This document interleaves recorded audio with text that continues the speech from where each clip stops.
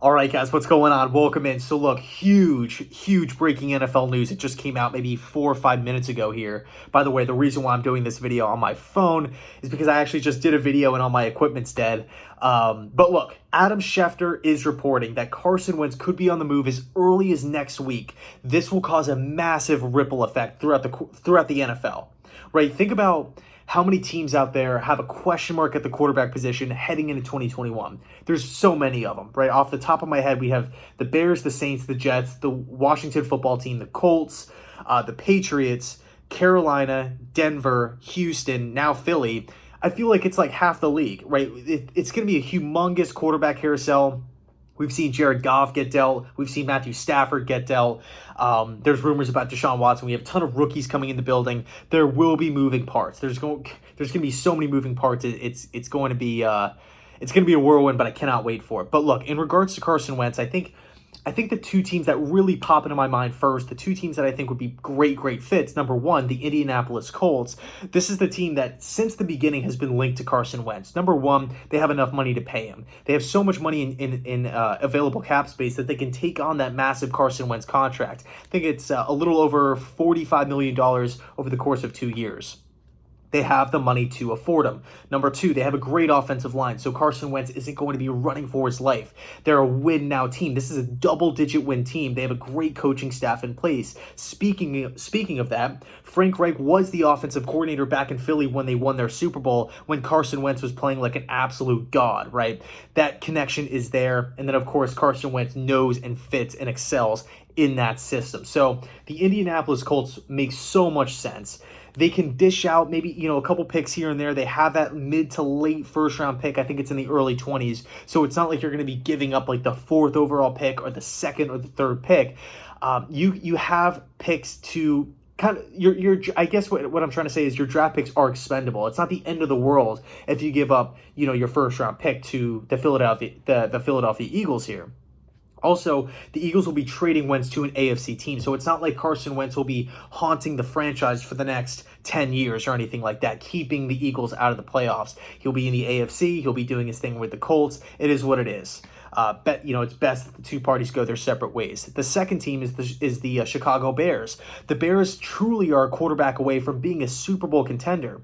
Matt Nagy, he's on his last leg, but he is a creative offensive mind, but he's always kind of been held back by the quarterback position. Whether it's Foles or Trubisky, the Bears' offensive production is simply not there. I think Carson Wentz really does fit that system well.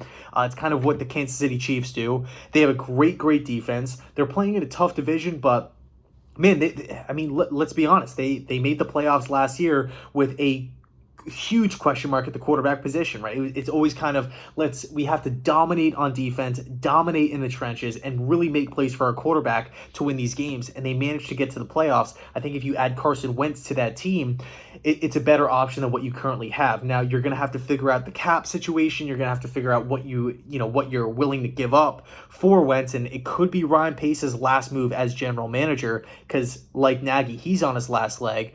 But man, those are the two teams that really pop out. I do want to include, I want to say Washington as well, but there's no way Philly would trade in division like that.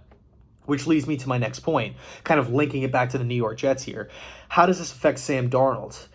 I think Washington now becomes the favorite for Darnold. Okay, Washington or Carolina, those are the two teams to really keep your eye on. For me personally, for Sam Darnold, if we don't trade him to Houston, with the Deshaun Watson package or anything like that, if it's not going to be Houston, like kind of just taking that idea and putting it to the side, if that doesn't happen, or if Watson goes to Denver, I could see Darnold going to Washington and Carolina. Those are the two fits, because right now neither one of those two teams have a long-term option at the quarterback position. They don't have a young guy with a high ceiling that they can build around. In Washington's case, you're picking 19th. You're not going to be in a situation where you can go get Lawrence or Wilson or Lance or Fields or whoever. The best you can possibly do is probably Mac Jones if you sit at 19. Some people will argue and say, hey, that's a really good option.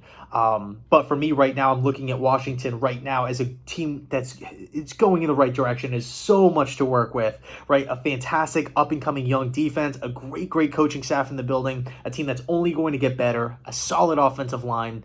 This is a team right now that made the playoffs by running the ball and checking it down with multiple quarterbacks: Alex Smith, Dwayne Haskins, Heineke, Kyle Allen at the quarterback position. Right? They need some stability there. I really think Deshaun Watson's a good fit in Washington, but I think if Wentz gets dealt and Watson goes to Denver or Carolina, I think Darnold is totally in play for Washington. I think he makes a lot of sense. He also fits that system.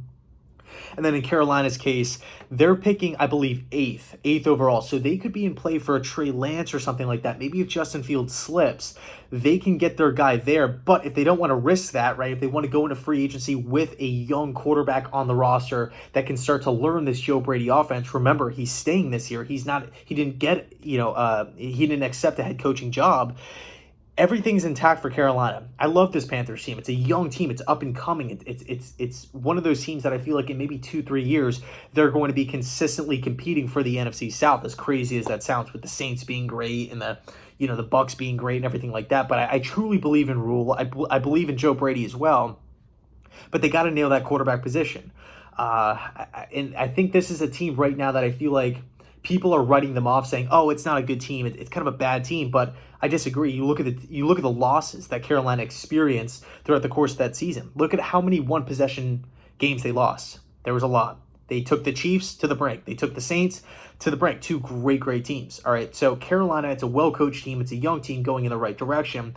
But the quarterback position right now, it's kind of sketchy. I like Bridgewater, but he's a veteran guy on a relatively big contract. So it could be a perfect situation for Darnold where they give up a pick or something like that. They get him in the building. They can stash him on the bench for a season, or they let him compete with Teddy Bridgewater and then go from there. So I think this whole Wentz trade is totally intriguing. I cannot wait to see where he goes, what ends up happening, but it will definitely have a huge ripple effect with other quarterbacks around the league, guys like Marcus Mariota and Jameis Winston and all these different guys, Sam Darnold included. So I'll leave it there. Let me know your thoughts down below in the comment section. What do you think is going to happen? Where do you think the best fit for Darnold will be?